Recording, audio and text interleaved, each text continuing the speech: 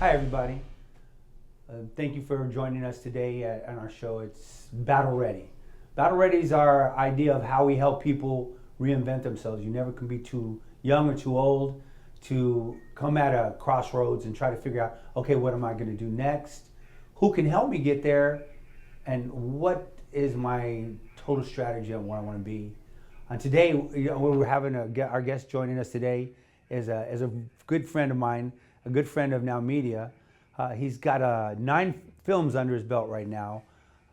Cedric and I have known each other for a long time. I'd like to introduce Sedrick Savoy for SS Films. He is the producer-director of SS Films.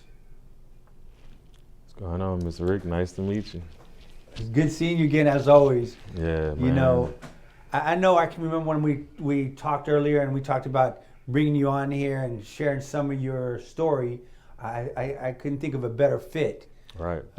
Because you come from Opelousas. Opelousas, Louisiana. He made sure that I said it correctly. Say it right. That's right. So Opelousas, Louisiana, you know, single mom, raised you, had a lot of challenges throughout your life, but right. Now you're doing great things. Why don't you talk to me a little bit through what were some of the challenges you had as you made it towards your filming career? Well, basically, you know, growing up in a small city like I did, it was basically the non-believers. Like doing something brand new, something that's never been done, because I was the first person in my area to do this. So one of the biggest challenges I had was trying to get people to believe in something new that I was bringing. So that, and along with like just living a rough lifestyle, you know. My lifestyle wasn't the best, but I still overcame it, and I think film is what helped me get through a lot of this. You know, something you just said now that really resonates to me is the non-believers. You know, most of these millionaires and big entrepreneurs have had a vision, have had an idea, and then all of a sudden they're like, what do you think? And then their friends like, nah, man, that's not going to work, or it's not going to happen. So you faced a lot of that. Oh yeah, definitely. Like, especially when you're dealing with people. Like, you give them an idea, you tell them, hey, I want to do this, I want to do that. I believe I can achieve it. I believe I can make it happen. But it's those same people that'll cheer for you, but behind closed door, they hoping you fail. You know, like I dealt with that my whole career, even till now. But I mean, I overcame all of that. You know, it made me a better and stronger person. So, and over the next couple of weeks, you and I will discuss in a couple of different segments the different phases of what you went to. I think right now we're going to really concentrate on what was the drive that, or how did you talk to these people? I mean, when they were saying, oh man, Cedric, that's not going to work, how, without getting mad, without just blowing your cool, how would you address them? Well, basically, just like I address anything, you know, silence. And just let my work speak for myself. Like, let the work speak for itself. Because one thing, battling and like they call trying to lip wrestle somebody, you ain't gonna win nothing. You get more results when people can actually see your work and exactly what you can do. So that's how I gained the respect of people, by showing that I really can do what I say I can do. So you started out in the video, the music video. Music videos, correct. So talk about your first music video. What happened? So what's crazy is, like, a lot of people that may not know need to know this. I used to be a rapper. I used to make rap music. I made over 200-300 songs back in the day, but just for some reason, it didn't work out. It didn't work out the way I wanted to work out. Okay. Like, I didn't have the right team with me at the time, so I just bought my wife a camera, and I was like, hey, it was supposed to be to take pictures on, but then they had a video feature on it. And I always been intrigued with like movies and like the things that I see on TV. So I'll never forget my cousin Cedric Savoy. He went by That Boy T back in the day. I mean, I might have shot him a video for like $25, $50. Okay. But that was my first video. It was such a great experience, just learning and just doing something new that I've never done.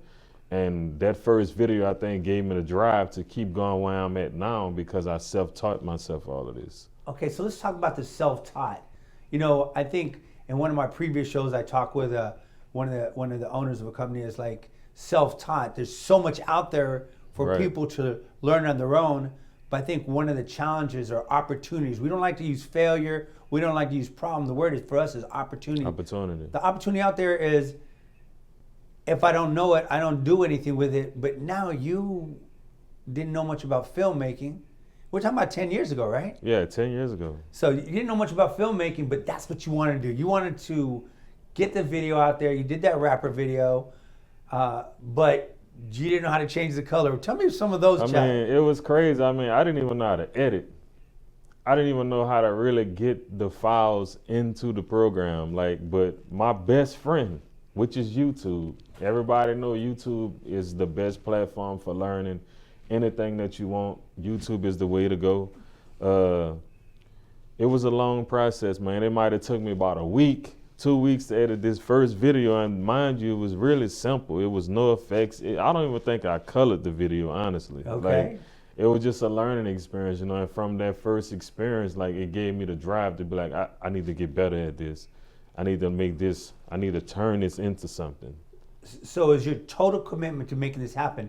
So what'd you do, 2 or 3 hours a day, 4 hours? Talk to me about that. 12 hours, 24 hours, nonstop, weeks at a time. I'm talking about I would lock myself in a room and just watch YouTube, and I'd go out and practice, film, do color correction, try effects. I say about 6 months straight, I learned my craft. I learned my camera, I learned everything about a camera, I was learning lighting, and just over time I became better with it. But after that very first video, I took 6 months into this craft. I'm like, I need to get serious. I need to learn this. If I'm gonna do this for real, then I need to do it at a level of perfection.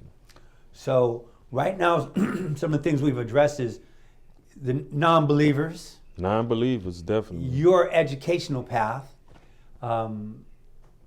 What do you think was the biggest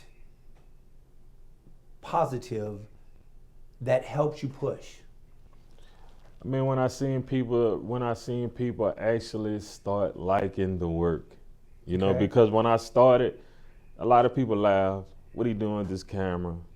That's weird. That ain't gonna work. That ain't gonna work. You need to go get a real job, So when I start seeing people gravitate, and then people start calling me and wanting to pay for what I was doing, I knew I was doing something right. So I think more than all, it was the people, because I always had the drive within myself. But if you don't have the motivation and support of the people, it don't lift you up higher. So I think the people lift me up even higher and push me to go harder, push me to go further. And so you used that, you capitalized, it drove you, put the fire into you. And so how long did you do the music videos? I did music videos for about 7 years, 8 years now. 8 years of straight music videos, Okay. all genres. Okay, so let's talk about the odd genres. I know when I met you 4 years ago, you started out doing the R&B, not the R&B, but the rappers, right? Rap, hip hop. And then I can remember calling you and I'm like, what you doing, Cedric? You said, I'm doing a country video. Country music video, I did a few of those. Then we did folklore, then we did R&B, we did jazz, we did zydeco, So I pretty much didn't touch all genres of music just because I like music and I like the culture of different people. So that kind of what put me there, but hip hop was the worst. Why? Why you say that? Because with hip hop, especially minorities. Okay.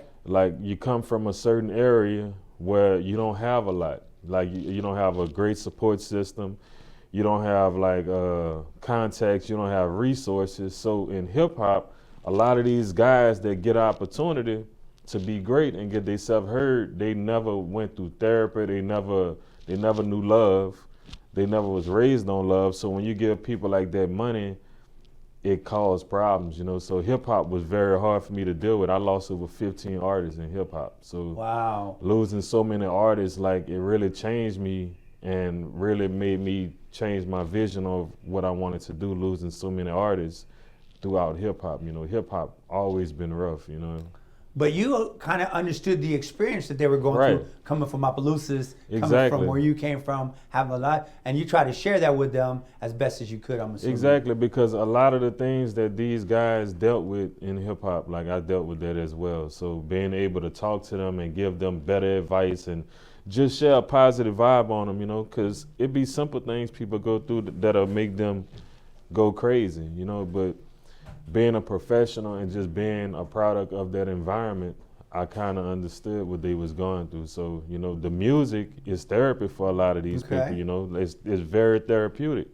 But sometimes they let the music take them back into a lifestyle that it shouldn't be. And that's kind of what it's been in hip hop. So if you were to share a message with the audience about some of the things that they need to look to, I know we're getting kind of close to the end, but tell that future artist, movie producer, whatever, what would you suggest to them?